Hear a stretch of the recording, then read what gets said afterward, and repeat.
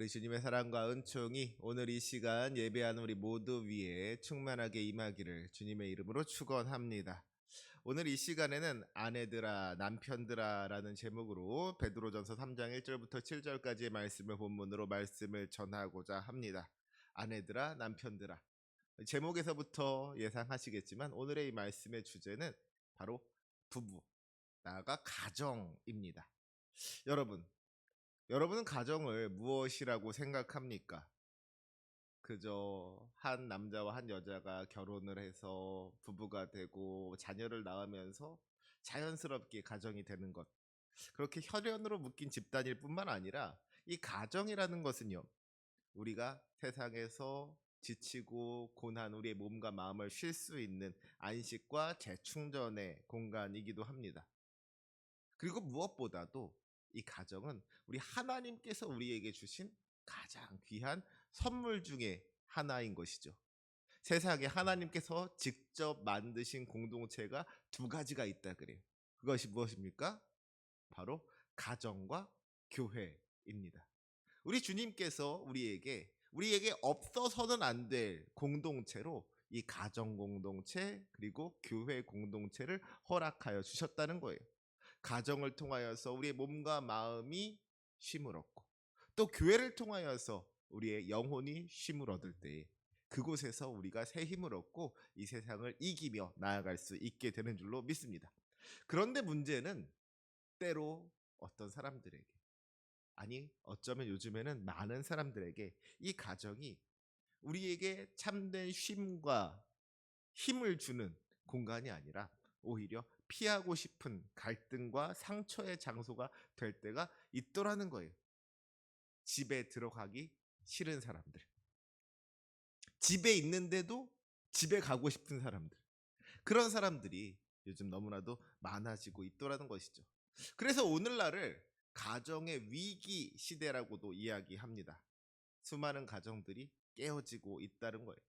부부간의 신뢰가 무너지고 부모와 자녀 사이의 대화가 단절되고 있다는 것이죠. 세상의 방법, 여러 가지 대화의 기술, 심리 상담, 여러 가지 방법을 통해서 이 가정의 문제를 극복해 보려고 하지만 그 근본적인 문제가 해결이 되지 못하는 것을 우리가 보게 됩니다. 왜 그렇습니까? 아까도 말씀드렸지만 결국 이 가정을 우리에게 선물해 주신 분이 우리 주님이시기 때문에 그렇습니다. 이 가정이 주님께서 창조하신 공동체이기 때문에 사람의 방법으로 세상의 방법으로 고쳐지지가 않더라는 거예요. 우리의 이 깨어지고 무너진 가정을 다시 회복시키실 수 있는 분은 오직 주님이신 줄로 믿습니다.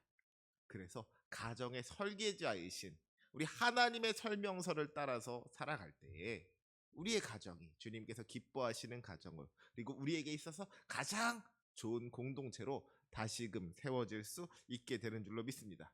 그런 의미에서 우리가 오늘 함께 읽은 베드로전서 3장 1절에서 7절 말씀은 우리가 가정에서 특별히 아내와 남편들이 어떻게 서로를 대해야 하는가, 하나님께서 우리에게 원하시는 원만한 부부 관계란 것은 어떤 것인가 하는 것을 잘 알려주고 있는 그런 말씀입니다.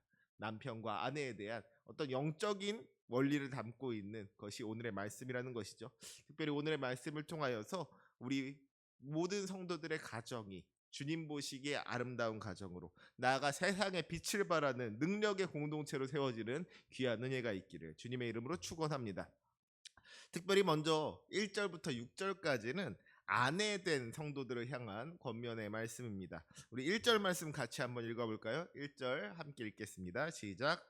아내들아 이와 같이 자기 남편에게 순종하라. 이는 혹 말씀을 순종하지 않는 자라도 말로 말미암지 않고 그 아내의 행실로 말미암아 구원을 받게 하려 함이니. 아멘.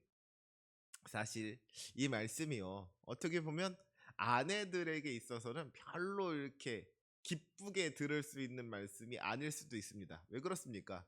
아내들아 이와 같이 자기 남편에게 순종하라. 순종하라. 남편에게 순종하라고 하니까 아내들에게 남편에게 순종하라고 하니까 이 많은 아내들이 오히려 이 말씀 때문에 시험에 들기도 한다는 것이죠. 많은 여자 성도님들이 마음의 어려움을 겪고, 또 어떤 사람들은 심지어 이 말씀을 가지고 역시 교회는 가부장적인 곳이라고 하면서 교회를 비난하기도 합니다. 여성을 억압하는 종교다 하면서 기독교를 비난하는 경우들도 있더라는 것이죠. 하지만 여기서 말하는 이 순종은, 성경이 말하는 순종은 세상에서 이야기하는 어떤 맹목적이고 굴욕적인 복종이 아닌 것이죠.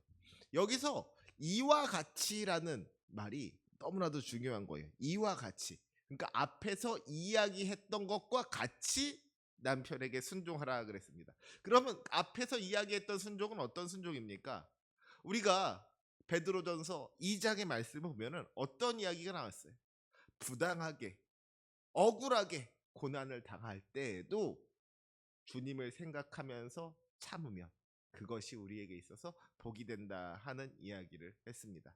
우리 구주 예수 그리스도께서 아무런 죄가 없으셨던 우리 주님께서 하나님을 믿고 의지함으로 말미암아 자기에게 닥쳐왔던 그 모든 고난들을, 시련과 역경들을 묵묵히 감당하시고 십자가를 지셨던 것과 같이 우리가 그 어떤 어렵고 힘든 상황 속에서도, 때로는 억울한 상황 가운데에서도 주님을 바라보는 믿음으로 그 모든 고난을 이겨내면, 오직 주님께 순종하는 믿음으로 나아가면 그것이 하나님께 영광이 되는 것이고 우리에게도 복이 된다 하는 이야기를 베드로전서 2장에서 말씀했단 말이에요. 그리고 그 다음에 그러한 순종의 모습을 보여야 할 공동체가 바로 가정이다 하는 것을 이야기하고 있더라는 거예요. 그러니까 아내들이 남편에게 순종하라고 할 때 이 순종은 그저 인간적인 순종이 아니라, 때로 힘들더라도, 억울한 일을 당하더라도 주님을 생각하면서, 주님을 의지하면서 견디라는 의미의 순종인 겁니다. 그러니까 아내의 순종은 뭐 남편이 나보다 잘나서가 아니라, 남편 말이 다 맞아서가 아니라, 남편이 완벽해서가 아니라, 오히려 남편이 틀렸어도, 남편이 오히려 잘못 생각했더라도, 그래서 좀 억울하더라도 묵묵히 십자가의 길을 걸어가신 예수님처럼 오히려 그를 섬겨주는, 그를 높여주는, 자기를 낮추는 그런 너무나도 거룩한 결단인 것이죠. 힘이 없어서 굴복하는 것이 아니라, 하나님을 믿고 의지하면서 자기를 낮추는 그런 겸손함, 그것이 바로 이 남편을 향한 아내의 순종이다 하는 것입니다. 더 놀라운 것은 이 순종의 목적입니다. 왜 우리가 순종해야 하느냐? 1절 말씀에 보니까 뭐라고 했어요? 혹 말씀을 순종하지 않는 자라도 말로 말미암지 않고 그 아내의 행실로 말미암아 구원을 받게 하려 함이니 그랬습니다. 이것이 순종해야 하는, 남편에게 순종해야 하는 이유라는 거예요.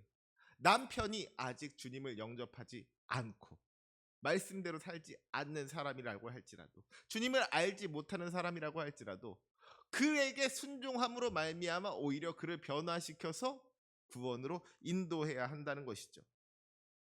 그 아내의 행실로 말미암아 구원을 얻게 한다는 말이 무슨 말이겠습니까?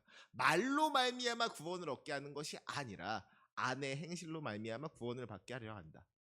우리가 말로 전도하는 것이 아니라 행실로 전도해야 한다 하는 이야기를 하는 거예요.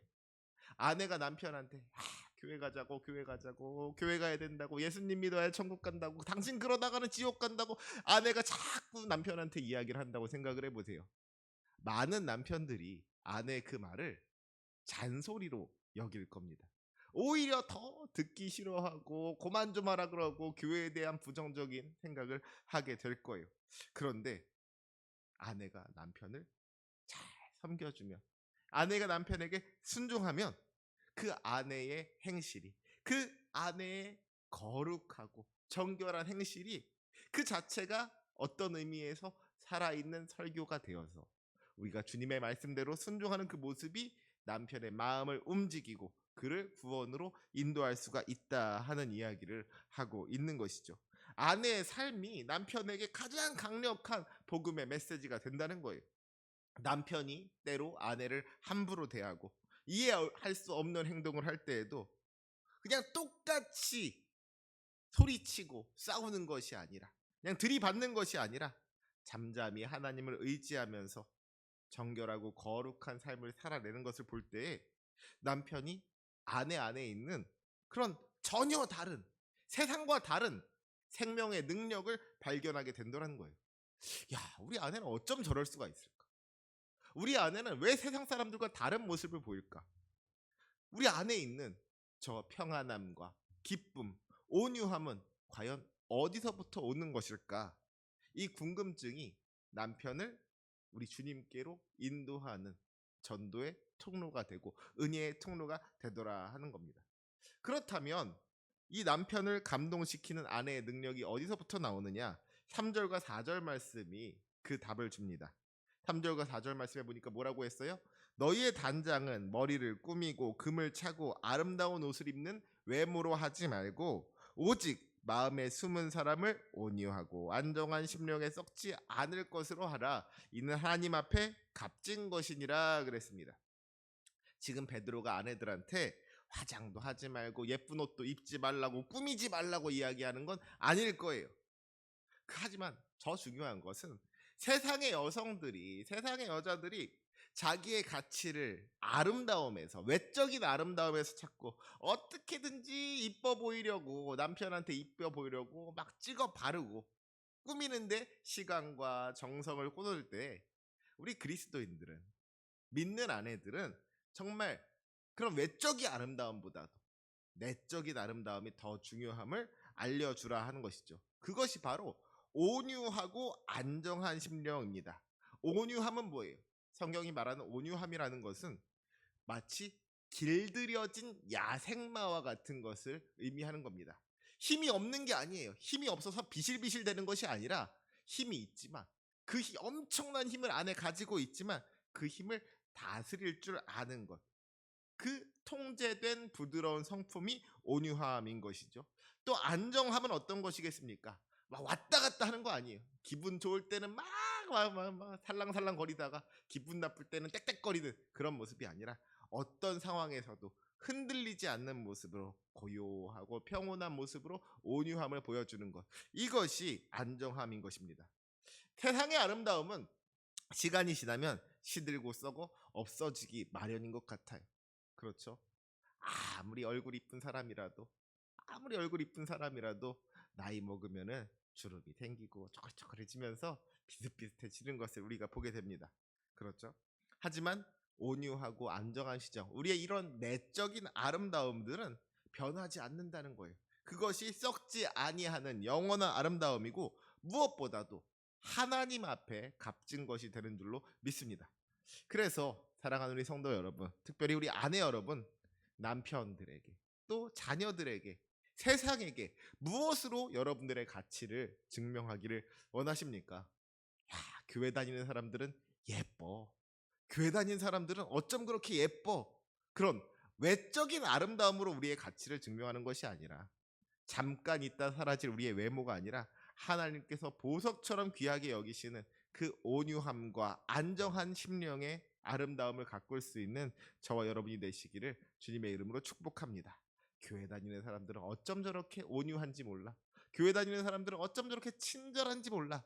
교회 다니는 사람들은 어쩜 저렇게 사랑이 많은지 몰라. 이것이 얼굴 이쁘다고 칭찬하는 것보다 더 큰 칭찬이 된다는 것을 늘 기억하면서 내면의 아름다움이 우리의 가정을 세우고 믿지 않는 영혼을 구원하는 능력이 된다는 것을 기억하면서 그 온유함과 안정함으로 많은 이들에게 복음을 증거할 수 있는 저와 여러분이 되시기를 주님의 이름으로 축복합니다.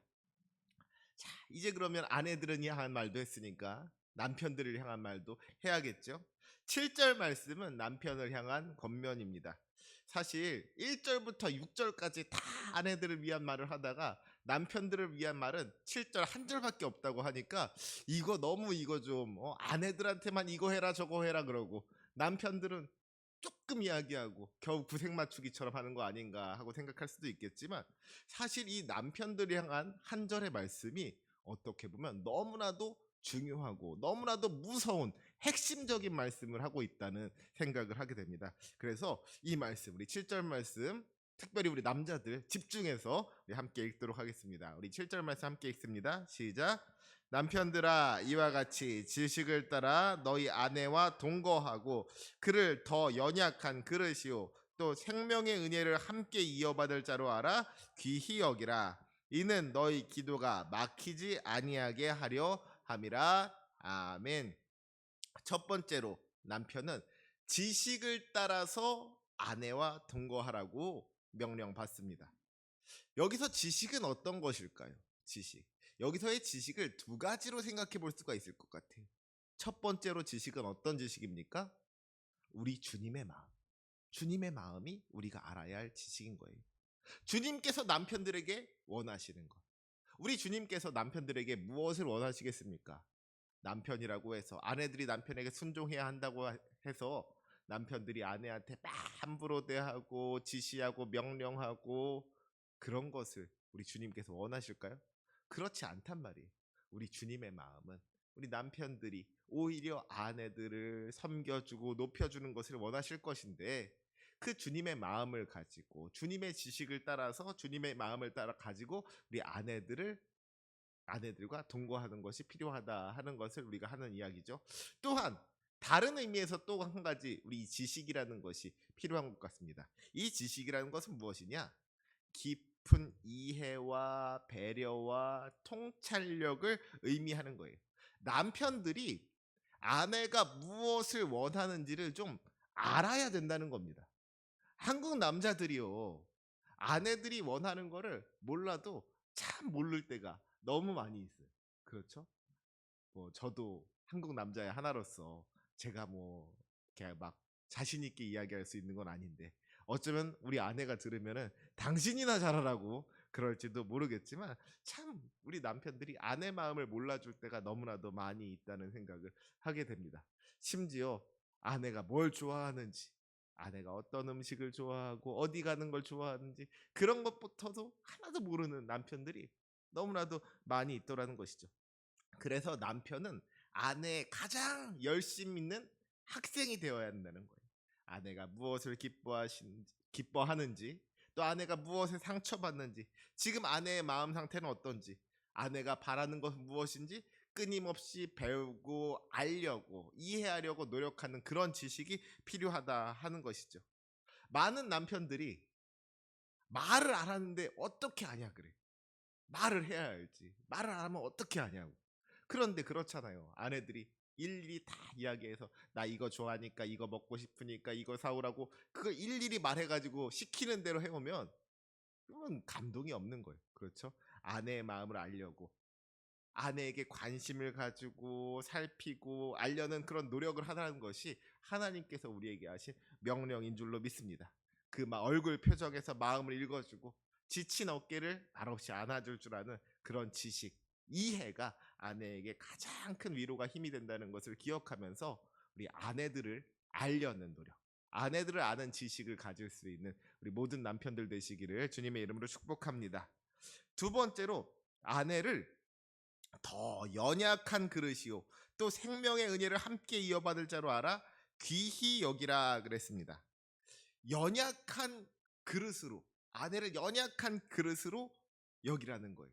무슨 말이겠습니까? 아주 그냥 귀하게 여길 줄 알아는 거예요. 함부로 대했다가는 깨질 그런 걱정을 하면서 아주 깨어지기 쉬운 그 보물단지 같은 그릇을 귀하게 여기는 것 같이 아내를 그렇게 귀하게 여겨야 한다 하는 이야기죠.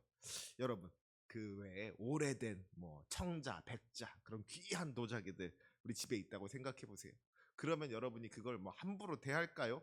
막 집어 던지고 그럴까요? 절대 그렇지 않을 거 아니겠습니까? 얼마나 조심스럽고 귀하게 다루겠어요. 거기에 가치가 있기 때문에 또 깨지기 쉽기 때문에. 그런데 하나님께서는 남편에게 아내들을 그렇게 그 값비싼 도자기처럼 귀하게 여기고 조심스럽게 다루면서 보호하고 아껴주라고 명령하고 있는 겁니다. 사실 여자들이 그렇잖아요. 참 감정적으로나 육체적으로나 상처받기 쉬운 존재가 여자인데 우리가 하는 말 한마디에 쉽게 상처받을 수 있는 것이 아내들인데 남편에게 그를 보호할 책임이 있다 하는 것이죠. 우리가 늘 그렇게 아내들을 귀하게 연약한 그릇으로 여기면서 보살펴줄 책임이 있다 하는 것을 우리가 분명하게 기억해야 할 줄로 믿습니다. 또 생명의 은혜를 함께 이어받을 자로 알라 그랬어요.